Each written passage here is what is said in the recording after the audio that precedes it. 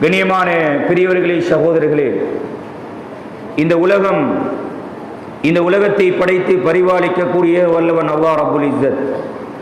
அவன் தனித்தவன், அவனுக்கு நிகராக இந்த உலகத்தில் யாரும் கிடையாது. அவன் யாரையும் பெறவும் இல்லை, யாராலும் பெறப்படவும் இல்லை. அவன் யாரளவிலும் தேவையாக கூடியவன் அல்ல. உலகிலே உள்ள அனைத்து படைப்பினங்களும் அவனளவில் தேவையாக கூடியவை என்ற ஈமானிய உணர்வோடு முஸ்லிம் சமூகமாகிய நாங்கள் இந்த உலகத்திலே வாழ்ந்து கொண்டிருக்கிறோம். கண்ணியமான பெரியவர்களே, சகோதரர்களே, இன்று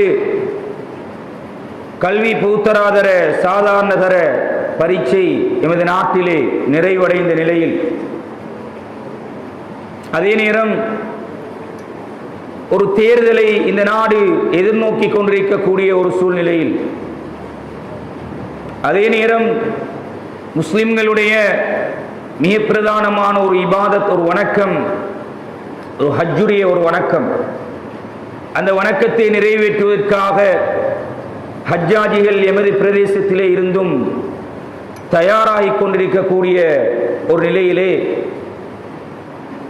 இன்றைய தினம் உங்களோடு முஸ்லிம் சமூகம் தொடர்பான இஸ்லாமியர்களுடைய நம்பிக்கைகள், அவர்களுடைய நடத்தைகள், அதனை யாருடைய கைவசம் வைத்துக் கொண்டு அந்த செயற்பாடுகள் நடைபெற்றுக் கொண்டிருக்கின்றன என்பது தொடர்பாக உங்களோடு இந்த நேரத்திலே பேசுவது பொருத்தமாக இருக்கும் என்று கருதுகின்றேன். கண்ணியமான பெரியவர்களே, சகோதரர்களே, முஸ்லிம்கள் என்பவர்கள் இஸ்லாமியர்களுடைய அந்த நம்பிக்கை, இந்த உலகத்துடைய வாழ்க்கையினுடைய குறிக்கோளுடைய அந்த எதிர்பார்ப்பு, மறுமையிலே நாங்கள் எல்லாம் சுவர்க்கத்துக்கு போய்விட வேண்டும். இதுதான் உண்மையான ஒரு யதார்த்தம். நாங்கள் எவ்வளவு காலம் உலகத்திலே வாழ்ந்தாலும், எதை செய்தாலும், எதை சாதித்தாலும், ஒவ்வொருவருடைய இலட்சியமும் இலக்கும் மறுமையிலே சுவர்க்கம் போயிட வேண்டும். அந்த மறுமை, அந்த சிராத்துல் முஸ்தகீம் பாலத்தை கடந்து எல்லோரும் சுவர்க்கம் நுழைந்து விட வேண்டும். இதைத்தான் ரசூலுல்லாஹி ஸல்லல்லாஹு அலைஹி வஸல்லம் அவர்கள் 23 வருடங்கள் அந்த சஹாபா பெருமக்களுக்கு சொல்லி அவர்களை தயார்படுத்தினார்கள். இந்த நோக்கம் சரியாக புரியப்படாத போது, அது நாங்கள் விளங்காத போது, எங்களுடைய வாழ்க்கையிலே, எங்களுடைய செயற்பாடுகளிலே, எங்களுடைய எண்ணங்களிலே, எங்களுடைய புரிதல்களிலே நிறைய தவறுகள் நடைபெறுவதற்கான சந்தர்ப்பங்கள் அதிகம். ரசூல் ஸல்லல்லாஹு அலைஹி வஸல்லம் அவர்கள் மக்காவிலே நபியாக அனுப்பப்படுகிறார்கள். நபியுடைய வயது 40. நபி அவர்கள் மக்காவிலே இருந்து மதீனாவுக்கு ஹிஜ்ரத் செல்லும் போது நபியுடைய வயது 52, 53 ஆகிறது. 13 வருடங்கள் ரசூல் ஸல்லல்லாஹு அலைஹி வஸல்லம் மக்காவிலே வாழ்கிறார்கள், நபித்துவம் கிடைத்ததன் பிற்பாடு. ஆனால் ரசூல் ஸல்லல்லாஹு அலைஹி வஸல்லம் அவர்களுக்கு அந்த 13 வருடங்கள், மக்காவிலே வாழ்ந்த அந்த 13 வருடங்களும் எந்த ஒரு இபாதத்தும் கடமையாக்கப்படவில்லை. ஒரு அற்புதமான ஒரு செய்தி இது. 13 வருடங்கள் என்ன செய்தார்கள் ரசூல் ஸல்லல்லாஹு அலைஹி வஸல்லம் அவர்கள்? கண்ணியமான பெரியவர்களே, சகோதரர்களே, பஞ்சமா பாதகங்களில் ஈடுபட்டுக் கொண்டிருந்த அந்த சமூகத்தை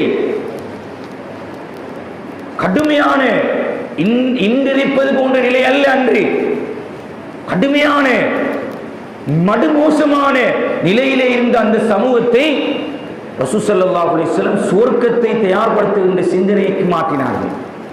குர்ஆனுடைய மக்காவிலே இறக்கப்பட்ட சூறாக்களை எடுத்து பாருங்கள். மக்காவிலே இறக்கப்பட்ட குர்ஆனுடைய வசனங்கள் எல்லாம் இபாதத்தை பற்றி பேசிய வசனங்கள் அல்ல. அங்கே இறக்கப்பட்ட வசனங்கள் சுவர்க்கத்தை பற்றி பேசியது, சுவர்க்கத்துடைய இன்பங்களை பற்றி பேசியது, நரகத்தினுடைய வேதனைகளை பற்றி பேசியது, உலகத்துடைய முடிவை பற்றி பேசியது, உலகம் நிரந்தரம் அல்ல என்கின்ற செய்தியை சொன்னது. கண்ணியமான பெரியவர்களே, சகோதரர்களே, இந்த புரிதல் எங்களுக்கு இருக்க வேண்டும். எங்களுடைய குறிக்கோள், எங்களுடைய நோக்கம், எங்களுடைய இலக்கு, எங்களுடைய இலட்சியம் உலக வாழ்க்கையில் எதை சாதித்தாலும், எப்படி வாழ்ந்தாலும் சுவர்க்கம் என்னுடைய குறிக்கோள். கண்ணியமான பெரியவர்களே, சகோதரர்களே, இதைத்தான் ரசூல் ஸல்லல்லாஹு அலைஹி வஸல்லம் அவர்கள் சஹாபாக்களுக்கு போதித்து போதித்து போதித்து அவர்களை தயார்படுத்தினார்கள்.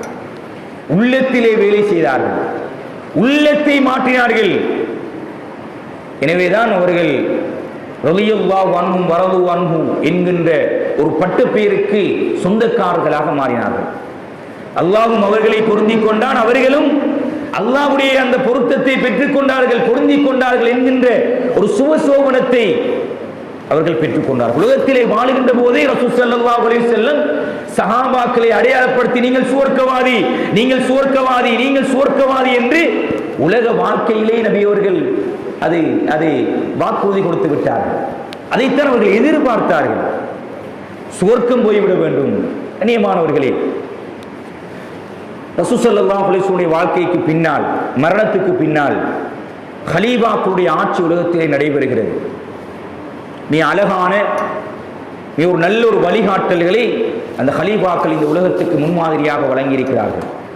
நபியுடைய அந்த ஹதீதுகளை, பொன்மொழிகளை, குர்ஆன் வசனங்களை முன்னிறுத்தி இந்த தனது ஆட்சிகளையும் தனது அதிகாரங்களையும் அந்த சமூகத்துக்கு பிரயோகித்தார்கள்.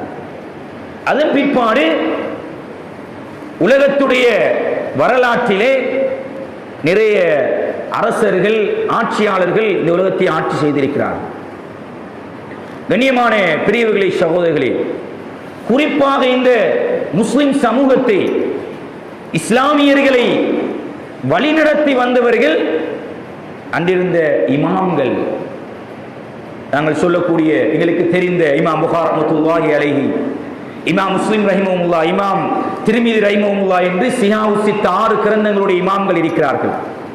இது தவிர பல்லாயிரக்கணக்கான இமாம்கள், அறிஞர்கள் நபியுடைய அந்த வார்த்தைகளை எப்படி புரிய வேண்டும், எப்படி இந்த சமூகம் ஏற்றுக்கொள்ள வேண்டும், எப்படி நடைமுறைப்படுத்த வேண்டும், எப்படி அழகுபடுத்த வேண்டும் என்பதை எல்லாம் மிக அழகாக, காத்திரமாக இந்த சமூகத்துக்கு முன்வைத்து அந்த ஒரு வரலாற்று பின்னணியிலே வந்ததுதான் இந்த குர்ஆன் ஹதீதுடைய விளக்கமாக, தஃசீராக, விரிவுரையாக இருக்கிறது.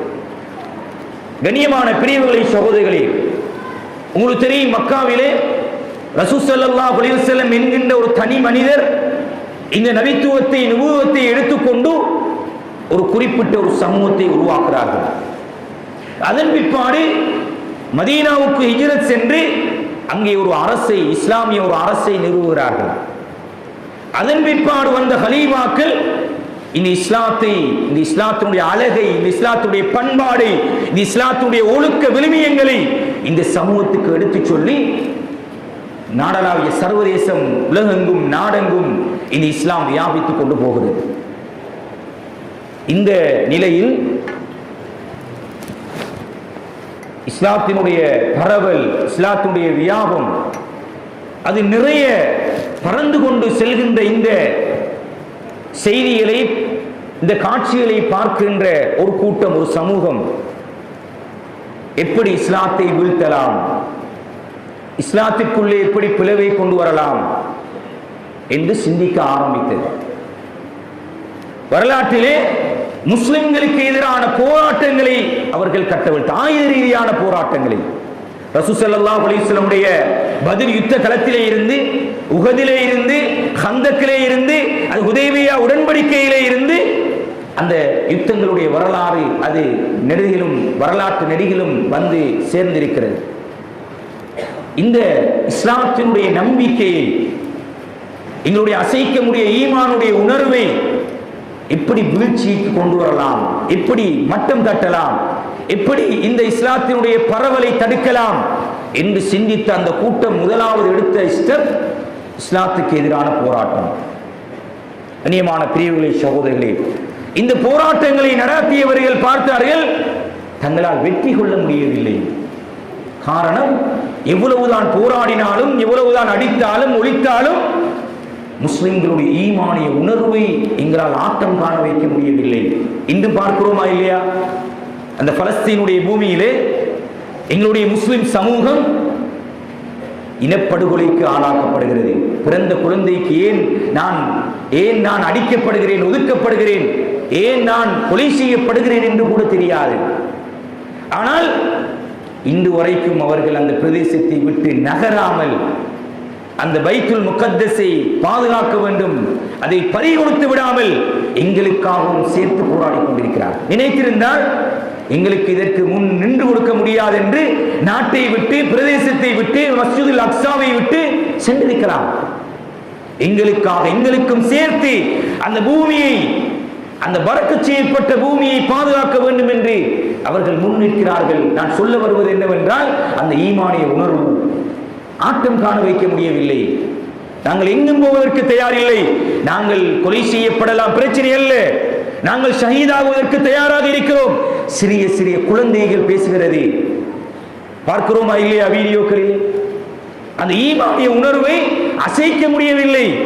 கண்ணியமான பிரிவுகளை சகோதரர்களே, எனவேதான் அவர்கள் சிந்தித்தார்கள், எப்படி இந்த இவர்களை பலவீனப்படுத்தலாம், எப்படி இவர்களை மட்டம் தட்டலாம், எப்படி இவர்களுக்குள் பிரச்சனைகளை, குழப்பங்களை உருவாக்கலாம் என்று சிந்திக்கும் போது, நான் பேசுவது ஒன்றும் என்னுடைய சொந்த கருத்து அல்ல, இது ஆய்வு ரீதியாக நிரூபிக்கப்பட்ட உண்மையில் சிந்திக்கும் போது அவர்கள் எடுத்த முதலாவது ஒரு மஷூரா, ஒரு கலந்துரையாடல், தீர்மானம், இவர்கள் வைத்திருக்கின்ற நம்பிக்கையை நாங்கள் இல்லாமல் செய்ய வேண்டும்.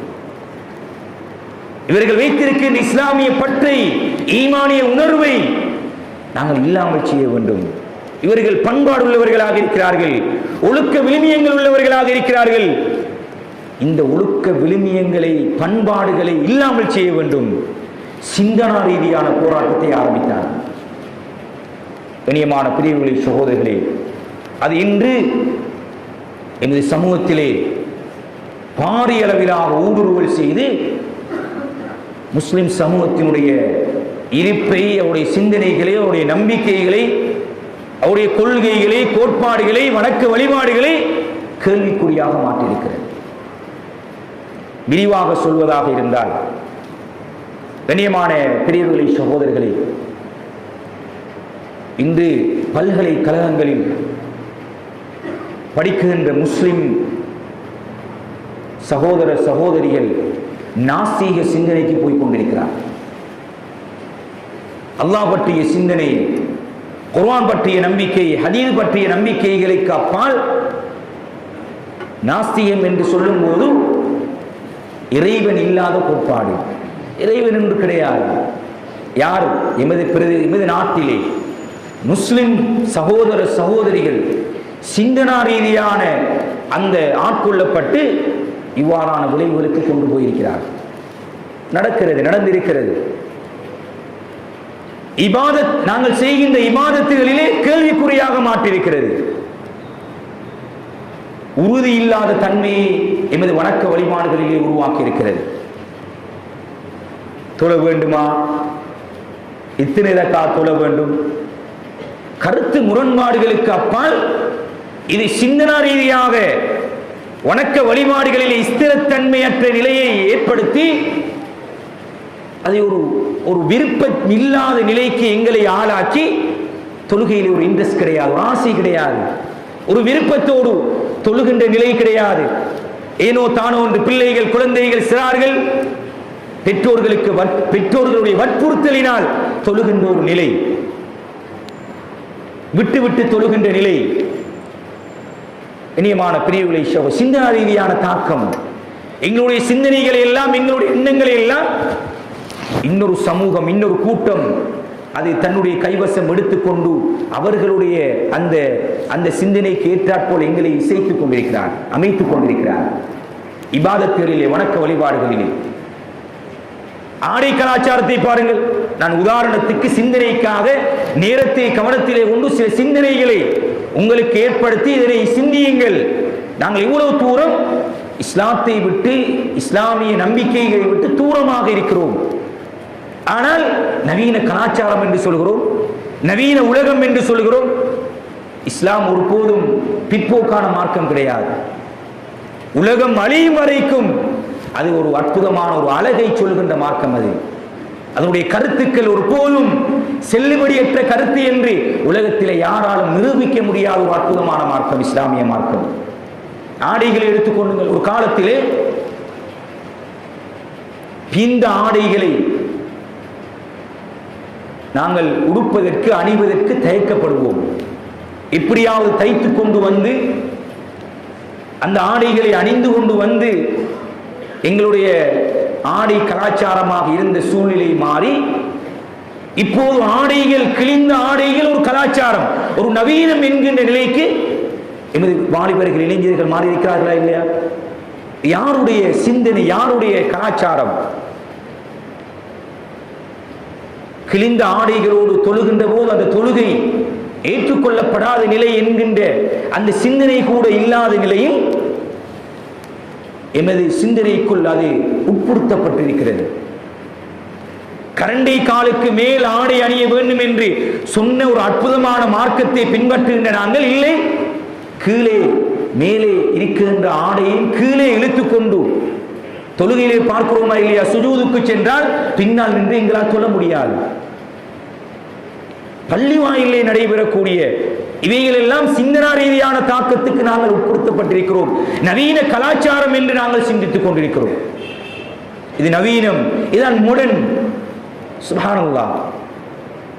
கண்ணியமானவர்களை, ஒவ்வொன்றாக சிந்திக்க வேண்டிய கடமை இருக்கிறது.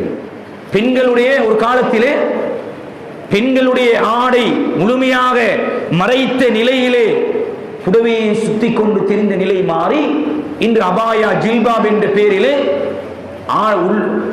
ஒரு பெண்ணுடைய நிறம், அளவு, சகலதையும் வெளிக்காட்டுகின்ற அமைப்பில் இருக்கிறார்களா இல்லையா?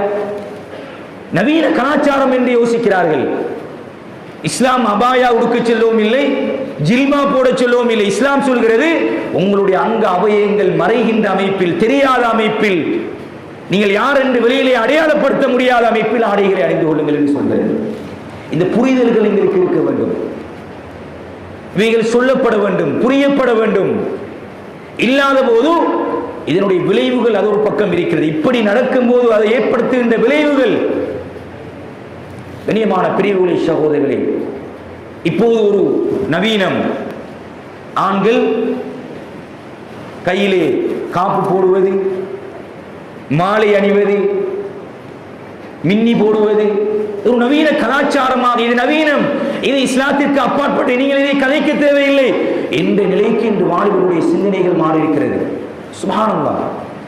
ரசூல் ஸல்லல்லாஹு அலைஹி வஸல்லம் ஒரு ஆணுக்கு கொடுத்த அனுமதி ஒரு வெள்ளியிலான மோதிரம் அணிவதற்கு. ஒரு ஆணை போன்று பெண்ணும், பெண்ணை போன்று ஆணும் ஒப்பாகின்றவர்களை ரசூல் ஸல்லல்லாஹு அலைஹி வஸல்லம் சபித்தார்கள். இப்படி இந்த கலாச்சாரம் எங்களுக்கு உட்படுத்தப்பட்டிருக்கிறது. முழங்கால் தெரிகின்ற அளவுக்கு ஆடைகளை அணிந்து கொண்டு இன்று பள்ளி வாயிலுக்கு வருகின்ற நிலை. சுப்ஹானல்லாஹ். தொப்புளுக்கு முழங்காலுக்கு மத்தியில் உள்ள பகுதியில் மறைக்கப்பட வேண்டும் என்று இஸ்லாம் அழகான ஒரு அற்புதமான ஒரு ஆடை கலாச்சாரத்தை எங்களுக்கு சொல்லியிருக்கும் போது இல்லை, நான் இப்படித்தான் இருப்பேன். இது நவீனம். தொழுகிறோம், ஆனால் தொழுகையுடைய நிபந்தனை நிறைவேற்றப்படாத நிலையிலே தொழுகை நிறைவேற்றுகின்றோம். பிள்ளைகள் சொல்வதற்கு பின்னால் பெற்றோர்களும் போய்கொண்டிருக்கிறோம். இந்த சிந்தனை தாக்கம் சகோதரர்களே உட்புகுத்தப்பட்டிருக்கிறது. தொப்பி அணிபவர்களை ஒரு வகையாக பார்க்கின்ற ஒரு நிலை. தொப்பி இஸ்லாமா, மார்க்கமா, தீனா, சுன்னத்தா என்பதற்கு அப்பால் அது எங்களுடைய ஒரு கலாச்சாரம். அணிவது, அணியாமல் விடுவது என்பதற்கு அப்பால் அணிந்து வருபவர்களை ஒரு வித்தியாசமாக நோக்குகின்ற, பார்க்கின்ற ஒரு கலாச்சாரம் இந்த சமூகத்தில் உருவாயிருக்கிறதா இல்லையா? சுப்ஹானல்லாஹ். சிந்தனா ரீதியாக குறிப்பாக ஒன்றை சொல்லியாக வேண்டும். இந்த உலக வரலாற்றிலே முஸ்லிம்களை கைட் பண்ணியவர்கள் உலமாக்கள், இமாம்கள், ஆலிம்கள், வழிகாட்டியவர்கள், இஸ்லாத்தை போதித்தவர்கள், தீனை, மார்க்கத்தை இந்த சமூகத்துக்கு முன்வைத்தவர்கள், மிகப்பெரிய இஸ்லாமிய அறிஞர்கள், மேதைகள், மாமேதைகள். தீனை எங்களை போன்று கற்றவர்கள் அல்ல, மார்க்கத்தை, இஸ்லாத்தை, குர்ஆனை எங்களை போன்று கற்றவர்கள் அல்ல. சகல கலைகளையும் கற்று அவர்கள் இந்த உம்மத்தை, இந்த சமூகத்தை வழிநடாத்தினார்கள். இஸ்லாத்தை இல்லாமல் செய்வதற்கு அல்லது குறைப்பதற்கு அல்லது முரண்பாடுகளை தோற்றுவிப்பதற்கான ஒரு குழு இருக்கிறது என்று சொன்ன அந்த குழு எடுத்த முதலாவது ஸ்டெப் என்ன தெரியுமா? ஆலிம்களை பற்றிய நம்பிக்கையை முஸ்லிம் சமூகத்தில் இருந்து குறைக்க வேண்டும். இந்த யதார்த்தங்கள் எங்களுக்கு புரியவில்லை. இன்னும் நீ மார்க்கம் தேவையா, நீ தேடிக்கொள், நீ பார்த்து, நீ சர்ச் பண்ணி உனக்கு தெரிந்ததை நீ செய்து கொள். ஆலிம்களும் தேவையில்லை, உலமாக்களும் தேவையில்லை, ஃபத்வாக்களும் தேவையில்லை. சுப்ஹானல்லாஹ், இந்த அளவு தூரம் இந்த கலாச்சாரம், இந்த சிந்தனை இன்று சமூகத்தில் பார்த்து கொண்டிருக்கிறோம். ஒரு மார்க்க தீர்ப்பை ஒருவர் சமூக வலைதளத்திலே கேட்கிறார். அந்த மார்க்க தீர்ப்புக்கு பதில் சொல்பவர் யார்? சுப்ஹானல்லாஹ், யார் பதில் சொல்கிறார்? கண்ணியமான பிரிவுகளை சகோதரர்களே, ஒரு மார்க்கத்துடைய தீர்ப்பு என்பது அது சாதாரணமானதல்ல, சாதாரணமானதல்ல. ஒரு ஃபத்வாவை இது இப்படி செய்யலாமா செய்யக்கூடாதா என்கின்ற ஒரு தீர்மானத்தை முழு சமூகமும் எடுத்துக் கொள்வதாக இருந்தால் அது சாதாரணமாக நுனிப்புள் மேய்ஞ்சி விட்டு சொல்கின்ற விடயம் அல்ல. ஏன் முழு சமூகம் அதை செய்ய போகிறது? எனவே இந்த சிந்தனையிலே உலமாக்கள் தேவையில்லை. உங்களுக்கு படிக்க மார்க்கத்தை படிக்க வேண்டுமா, இஸ்லாத்தை தேட வேண்டுமா, நீங்கள் தேடிக்கொள்ளுங்கள், நீங்கள் பார்த்துக் கொள்ளுங்கள். அதுக்காக படிக்க வேண்டாம் தேட வேண்டாம் என்பது என்னுடைய கருத்து அல்ல. இஸ்லாத்தை தெரிய வேண்டும், படிக்க வேண்டும், வாசிக்க வேண்டும், சகலதும் எங்களிடத்தில் இருக்க வேண்டும்.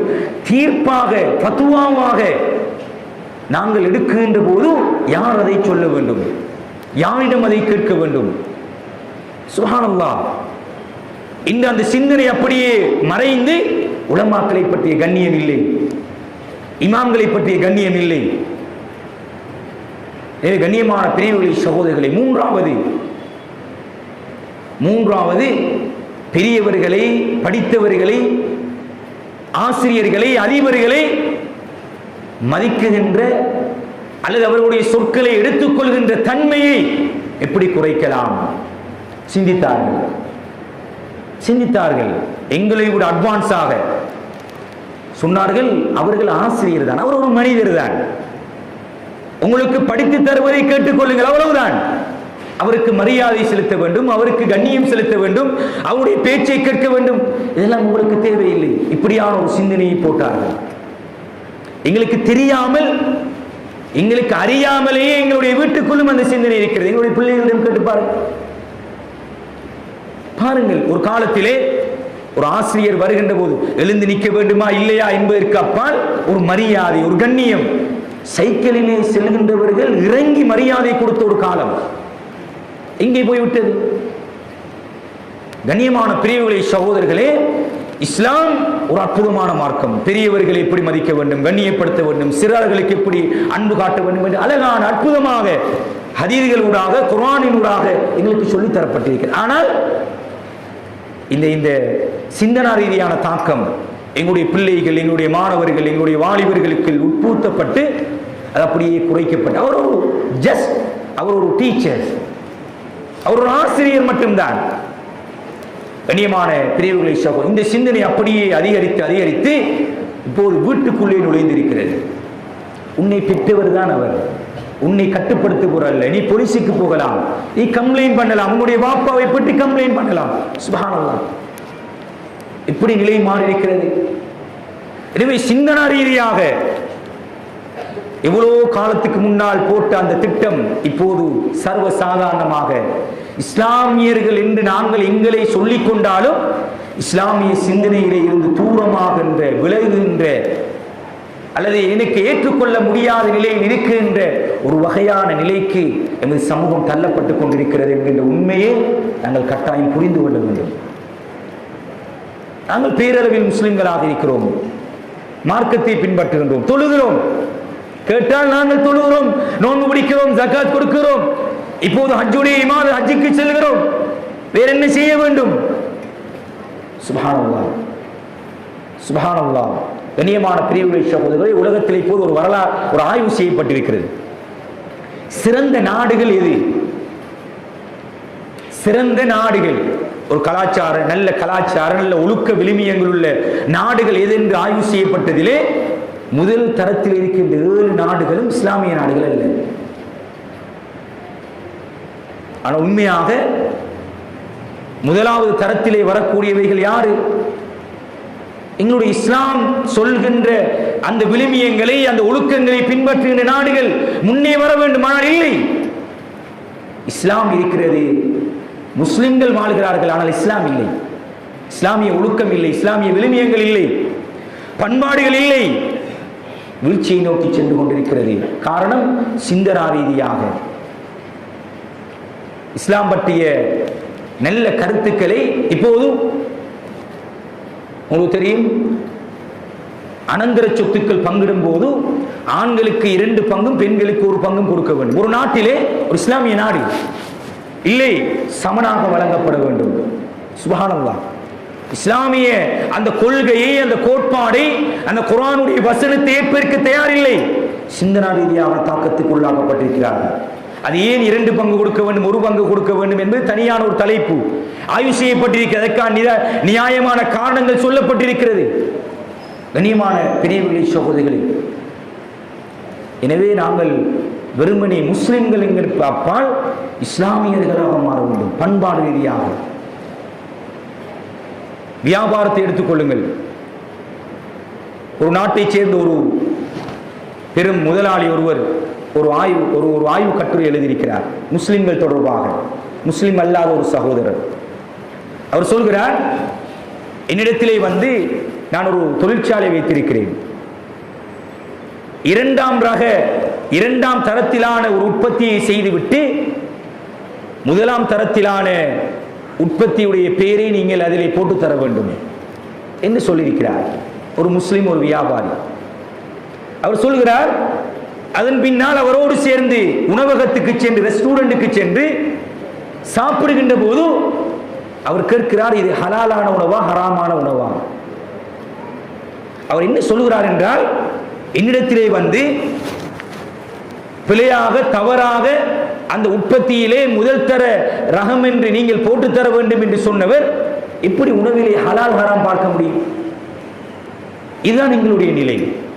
முன்சஃபிலின் என்று சொல்கிறோம், இபாதத் செய்கிறோம், வணங்குகிறோம், முஸ்லிம் என்று சொல்கிறோம். ஆனால் என்னுடைய வாழ்க்கையிலே மார்க்கம் இல்லை, தீன் இல்லை, இஸ்லாம் இல்லை. கொடுக்கல் வாங்கல், கடன் வாங்குகின்ற போது இது கொடுக்க கூடாது என்கிற நிலையில் வாங்குகின்றோம். அந்த நம்பிக்கை இல்லை, அந்த நீதம் இல்லை. இது அப்படியே படிப்படியாக குறைந்து கொண்டு வருகிறது. காரணம், அந்த சிந்தனா ரீதியான தாக்கத்துக்கு நாங்கள் இஸ்லாம் வெறும் இமாத தொழுதால் சரி, மார்க்கம் தீன். நோன்பு ரமதான் வருகிறது, 30 நோன்புகளை நான் நோற்றேன்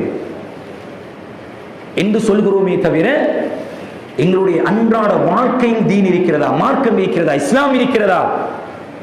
எப்படி வெட்டலாம், எப்படி குத்தலாம், அயலவர்களோடு நடந்து கொள்கின்ற முறை இஸ்லாம் சொல்கிறது. தொழுகிறோம், ஆனால் நான் அவர்களுடைய கண்ணியத்தை, மரியாதையை, உரிமையை கொடுப்பதற்கு தயாரில்லை. பெற்றோர்களோடு நடந்து கொள்வதற்கு நான் தயாரில்லை. தீன் என்றால், மார்க்கம் என்றால், இஸ்லாம் என்றால் வெறும் தொழுகை மட்டும்தான் என்ற நிலையில் தான் நாங்கள் அறியாமலேயே எங்களுடைய புரிதல் இருக்கிறது. கொடுக்கல் வாங்கலிலே அது அது அது உலக நியதிக்கு ஏற்ப மாற்றிக்கொள்ளலாம். அதிலே ஹலால் ஹராம் பார்க்க தேவையில்லை, அதிலே தீன் தேவையில்லை, அதிலே இஸ்லாம் தேவையில்லை. அது என்ன செய்வது? வட்டியுடைய காலம் தான். எப்படி வட்டி இல்லாமல் வியாபாரம் செய்ய முடியும்? அது தவிர்க்க முடியாதது. சொல்கிறோமா இல்லையா? சிந்தனா ரீதியாக நாங்கள் உட்பூத்தப்பட்டிருக்கிறோம். திருமணம் என்று வரும்போது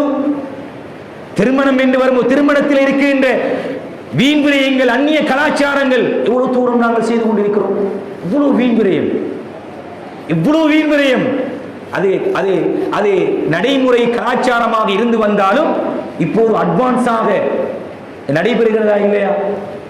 எனவே கண்ணியமான பெரியவர்களே, சகோதரர்களே, நான் என்ன சொல்ல வருகிறோம் என்றால், இஸ்லாமியர்களாக மாற வேண்டும், மூமின்களாக நாங்கள் மாற வேண்டும். எங்களுடைய அன்றாட வாழ்க்கை, எங்களுடைய பேச்சு, எங்களுடைய நடத்தை, எங்களுடைய பார்வை, குறிப்பாக இன்று இளைஞர்களிடத்திலே, வாலிபர்களிடத்திலே உட்பூத்தப்படுத்தப்பட்டிருக்கின்ற மிக மோசமான ஒரு கலாச்சாரம் ஆபாசங்களும் விரசங்களும்.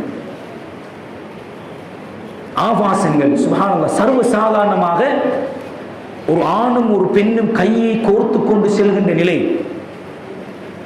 எமது பிரதேசத்திலே. இது ஒரு ஆண் ஒரு பெண்ணை தொடலாமா? சுப்ஹானல்லாஹ். ஒரு வைத்திய தேவைக்கு அப்பால், ஒரு பாதுகாப்பு தேவைக்கு அப்பால் ஒரு ஆண் ஒரு பெண்ணை டச் பண்ண முடியாது. இது இஸ்லாமிய தீனுடைய மார்க்கத்துடைய நிலைப்பாடு. படிக்கின்ற ஒரே தரத்திலே படிக்கின்ற மாணவ மாணவிகள் சுப்ஹானல்லாஹ். இஸ்லாம் நான் சொன்னது போன்று தீன், அது இஸ்லாத்துடைய உண்மை நிலை. எப்படி நாங்கள் வாழ வேண்டும் என்கின்ற புரிதல் என்னுடைய வாழ்வுகளுக்கு இல்லை. ஆபாசங்கள் நிறைந்து வலிந்து. ஒரு ஆசிரியர் சொல்கிறார், கல்வி பூத்தராதர சாதாரண தர பரீட்சை எழுதுவதற்கு முன்னால் மாணவர்களுக்கு திருமணம் முடித்து கொடுத்து விட்டு மாணவர்களை பாடசாலைக்கு கொண்டு வர வேண்டும். அந்த நிலை, அந்த அளவுக்கு அந்த அந்த சிந்தனை உட்பூத்தப்பட்டிருக்கிறது. சமூக வலைதளங்களூடாக, இன்டர்நெட் ஊடாக, தொலைபேசி ஊடாக மிக கூடிய கவனம் செலுத்த வேண்டிய பொறுப்பும் பெற்றோர்களுக்கு இருக்கிறது. எனவே கண்ணியமான பிரிவுகளை சகோதரிகளே, இதுதான் இன்றைய ஹுதுபாவினுடைய சுருக்கம். இஸ்லாம் என்பது, இஸ்லாம் எங்களிடத்திலிருந்து எதிர்பார்ப்பது எங்களுடைய முடிவு, இறுதி முடிவு சொர்க்கமாக இருக்கிறோம். அதுதான் எங்களுடைய எதிர்பார்ப்பு, வேறு ஒன்றுமே கிடையாது. அதற்கு என்னென்ன எல்லாம் இந்த உலகத்திலே நாங்கள் செய்ய வேண்டுமோ, கட்டுப்பட வேண்டுமோ, அவைகள் எல்லாம் செய்ய வேண்டியது எங்களுடைய பாரிய பொறுப்பு. ஆனால் அது உலக நடைமுறையிலே இருந்து வந்தது. சிந்தனா ரீதியாக வெறும் முஸ்லிம்களாக வாழ்வதற்கான சந்தர்ப்பத்தை மட்டும் எங்களுக்கு ஏற்படுத்தி கொடுத்துவிட்டு, இஸ்லாத்தை விட்டும் தூரமாகின்ற, தீனை விட்டும் தூரமாகின்ற, மார்க்கத்தை விட்டும் தூரமாகின்ற, அல்லது கலாச்சாரம் வேறு இஸ்லாம் வேறு, எங்களுடைய நடைமுறை வேறு இஸ்லாம் வேறு என்கின்ற நிலைக்கு எமது சிந்தனை உட்பூர்த்தி நாங்கள் இரண்டையும் வேறுபடுத்தி பார்க்கின்ற ஒரு நிலைக்கு எங்களை கொண்டு போய் தள்ளியிருக்கிறது.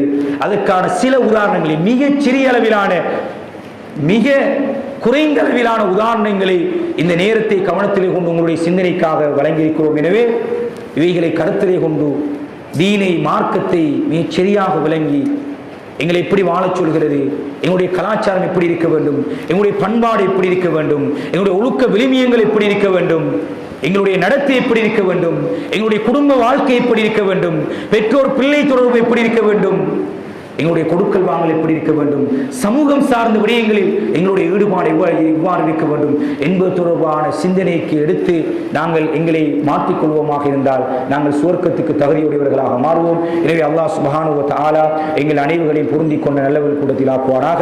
யா அல்லாஹ் எங்களுடைய அனைவருடைய பாவங்களையும் மன்னிப்பாயாக.